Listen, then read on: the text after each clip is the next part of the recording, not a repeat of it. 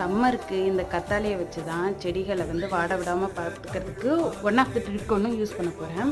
இந்த கத்தாழைகள் எல்லாமே நம்ம வீட்டில் ரொம்ப நாளாக நின்றுட்டு இருந்துச்சு. சரி சும்மா இதுக்கு நிற்குதுன்னு சொல்லிட்டு சவுத்து மேலே இருந்தது எல்லாத்தையுமே கலெக்ட் பண்ணியாச்சு.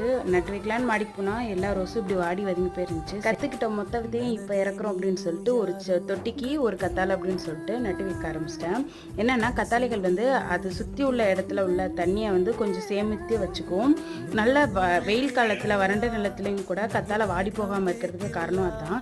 ஸோ நம்ம மாடியில் எப்பயுமே வந்து நான் 2 நாளைக்கு ஒரு முறை தண்ணி விடுவேன். ஸோ அது வரைக்கும் என் செடிகளை வந்து ரொம்ப ட்ரை ஆகாமல் இது பார்த்துக்கும் அப்படின்ற ஒரு நம்பிக்கையில் இந்த ட்ரிக்கை இந்த முறை நான் யூஸ் பண்ணிகிட்ருக்கேன்.